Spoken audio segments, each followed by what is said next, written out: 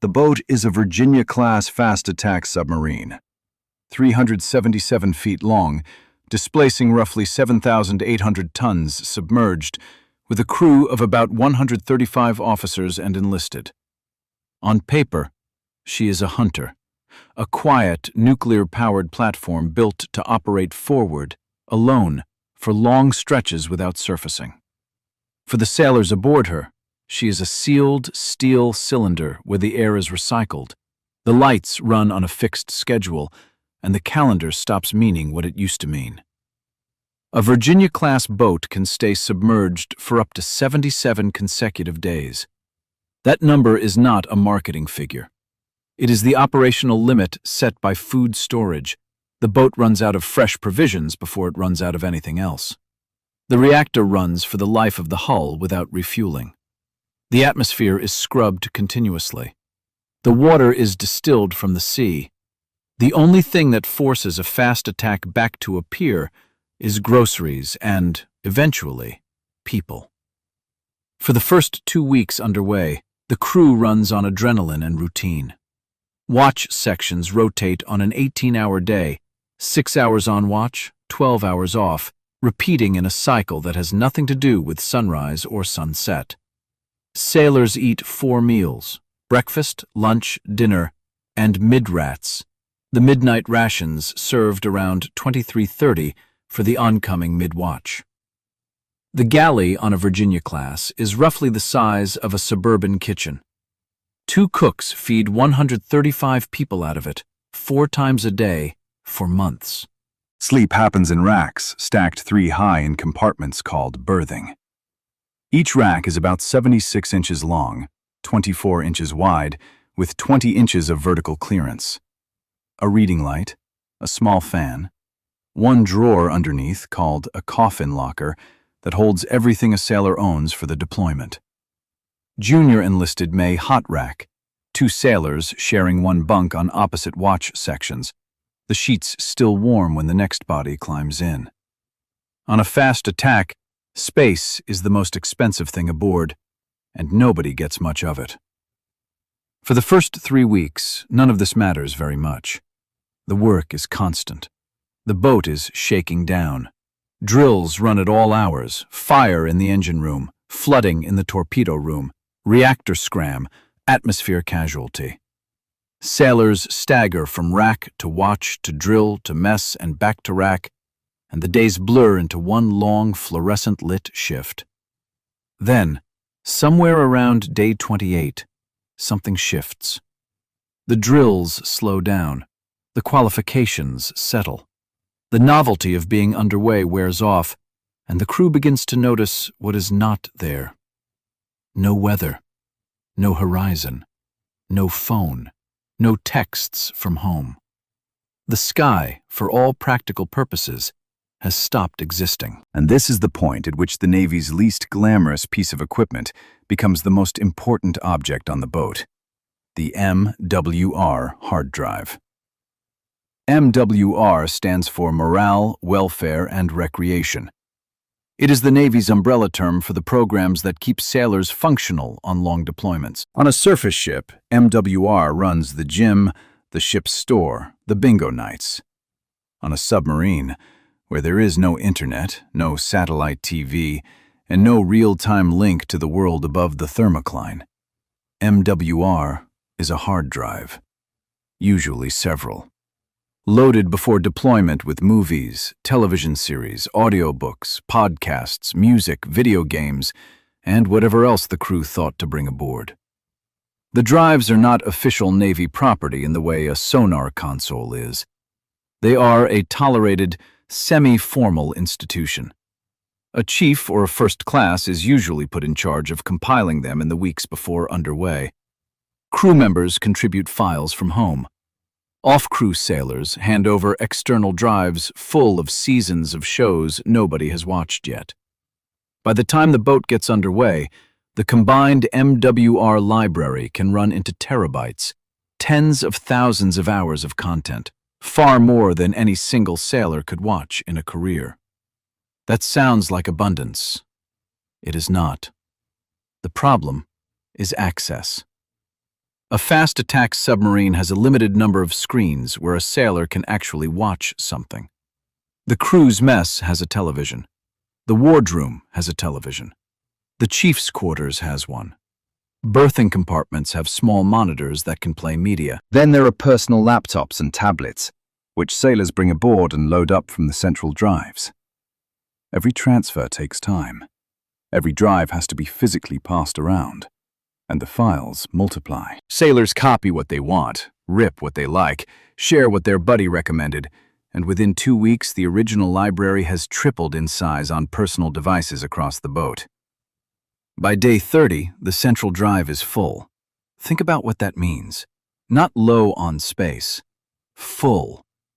The MWR hard drive, the single largest source of entertainment, distraction, and mental escape for 135 people sealed in a steel tube under the ocean, has run out of room. And the deployment has another 6, 8, 10 weeks to run. Somebody has to delete.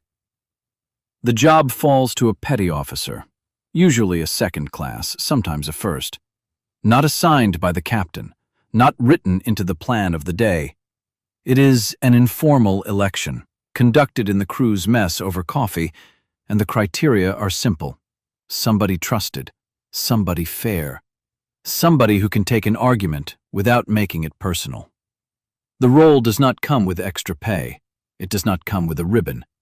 It comes with a laptop, a list of files, and the certainty that whatever decision is made, somebody on the boat is going to be furious.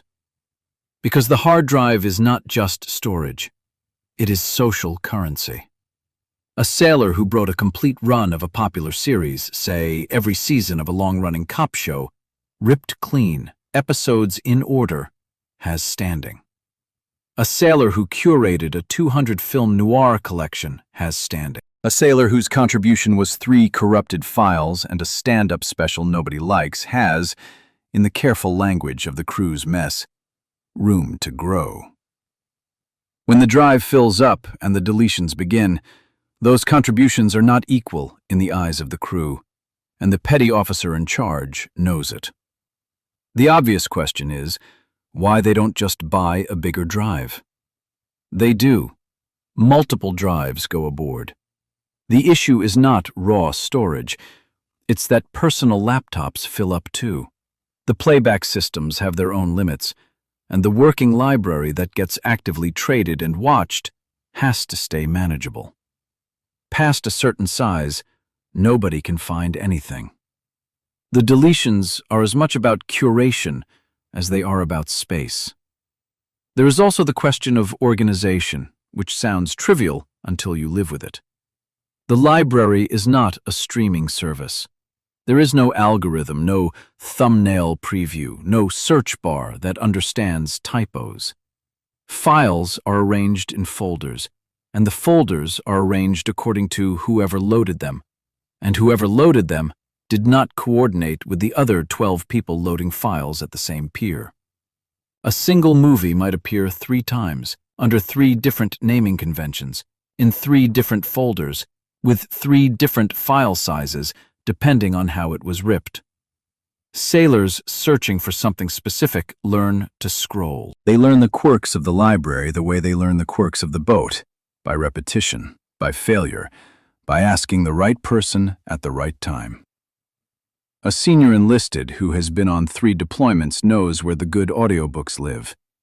A new sailor on his first underway does not, and will spend hours discovering that the action movie he wanted is sitting in a folder labeled with the name of somebody's ex-girlfriend.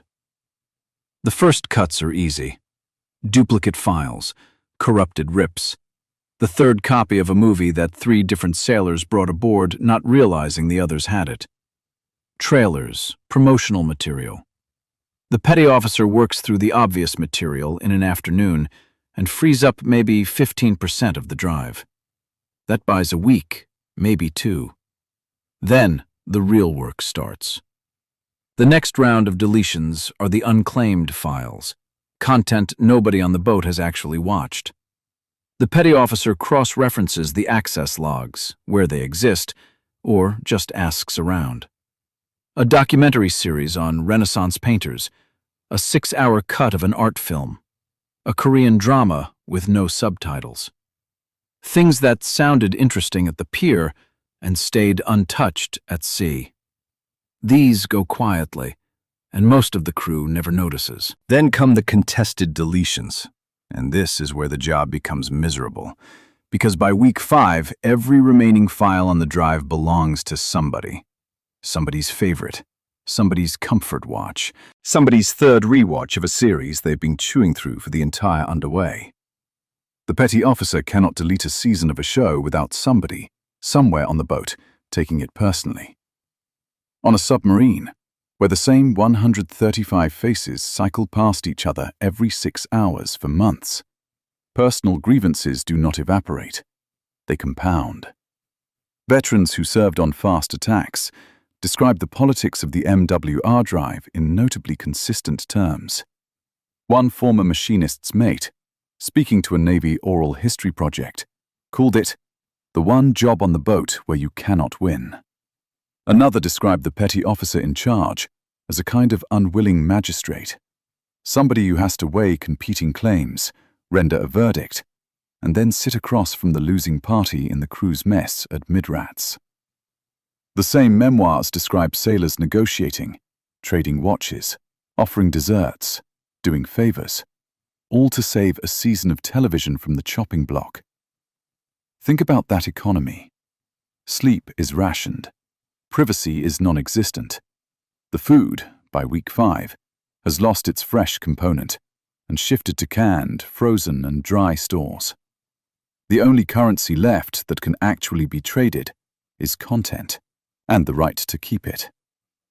The trading is real, and it has its own grammar. A nuke down in the engine room might offer a junior sonar tech 2 of his off-watch hours in exchange for a backup copy of a show that is on the deletion list. A cook will let a specific sailor know, quietly, that there is an extra slice of cake set aside at Midrats if his episode of a particular drama survives the next round. None of this is corruption in any meaningful sense. Nobody is moving cash. Nobody is compromising the boat. It is the same soft economy that runs in any closed community. Prisons, monasteries, research stations in Antarctica, where the formal hierarchy handles the mission, and an informal one handles everything else. The petty officer in charge of the library sits at the intersection of both, and he knows it. The civilian assumption about submarine life tends to focus on the dramatic, the depth, the pressure, the silence, the idea of being trapped. None of these are what sailors talk about when they come home. What they describe is boredom managed by routine, and routine managed by small rituals. And the MWR library is the single biggest ritual on the boat. Movie night in the crew's mess after dinner. A specific show traded between 2 specific friends on a specific watch rotation. An audiobook that gets a sailor through the long, quiet hours of an aft watch station. The real surprise, for anyone who is not deployed on a submarine, is how much of mental survival underway is administrative. Not heroic, not dramatic, administrative. Somebody is making decisions about file allocations.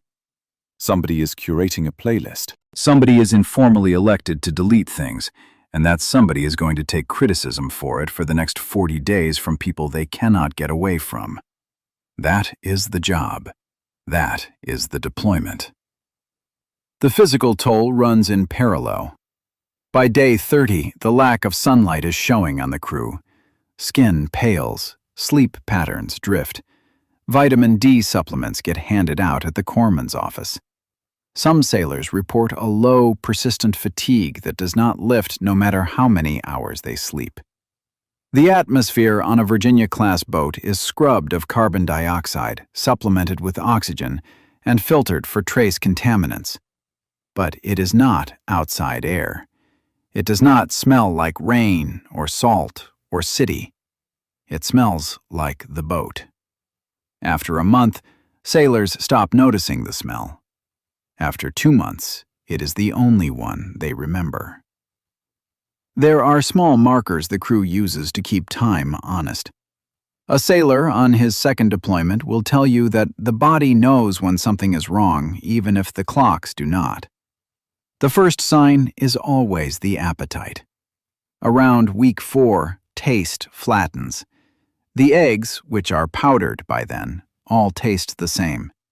The coffee, which is always available and always slightly burned, becomes less a beverage than a habit. Sailors start eating for the calories rather than the meal, and the cooks notice. They start adding hot sauce to everything, because hot sauce is the one flavor that survives a month at sea. The MWR library, by contrast, does not flatten. A movie watched on day 5 and rewatched on day 40 hits differently. The brain, starved of new input, treats familiar content as new. Sailors who would never rewatch a film at home will watch the same one 3 times in a deployment and find something different in it each time. The library, in this sense, is more than entertainment. It is a way of measuring how the mind is holding up. Then there is the human layer that does not appear in any technical manual. Letters from home come in compressed batches when the boat raises an antenna to receive radio traffic. Short, text only, often delayed by days. Births, deaths, family emergencies. A sailor may learn about a grandparent's funeral 2 weeks after it happened. The boat will not surface for personal news. It cannot. The mission is the mission, and the mission is the reason they are at depth. So they watch movies. They trade hard drives. They argue about deletions. They sit in the crew's mess at Midrats and tell the petty officer in charge of the library that he is a tyrant, a saint, a fool, and a friend, all in the same conversation. And the boat keeps running, and the days keep blurring, and somewhere up above, the sun keeps rising and setting on an ocean that none of them can see. The system works exactly as designed. That's the problem. It works because the crew makes it work. Because 135 people decide every day that the small kingdom of the MWR drive is worth protecting, and that the petty officer doing the deleting is worth defending even when they are angry at him. The Navy did not engineer the social contract around the hard drive. The crew did. The Navy just gave them the boat and the deployment length. By day 60, the library has been pruned 3 or 4 times. The petty officer in charge has stopped explaining his choices. The crew has stopped asking. The deletions are accepted the way weather is accepted on land, something that happens, something that cannot be argued with for long. Sailors who lost their favorite show learn to love something else. Sailors who kept theirs guard the files like contraband. By the final 2 weeks of the underway, the dynamic shifts again. The drive is no longer the battlefield it was at week 5. The remaining files are the ones that survived every round of cuts, the consensus picks, the comfort rewatches, the shows that everyone agreed were worth keeping. Sailors stop arguing about deletions and start arguing about what to load on the next deployment. Lists get scribbled on the back of message traffic printouts. Promises get made. A first class will swear that next time he will bring the complete run of a science fiction series he has been talking about for 6 weeks. A junior sailor will promise to rip a documentary series before the next underway. The library, in its final form, has become a record, not just of what the crew watched, but of who they were when they watched it. On day 31, somewhere under the Atlantic, the second-class petty officer in the crew's mess closes the laptop. He has deleted his first batch, duplicates, corrupted files, the unwatched Korean drama. He has freed up maybe 200 gigabytes. He knows it will not be enough. He knows by next week he will be back at the same table, making harder choices, fielding the same complaints. He pours another cup of coffee from the pot that never empties and never quite tastes right after 30 days at sea. Outside the hull, The ocean is black and silent and 600 feet thick above his head. Inside, somebody starts an argument about which season to cut first.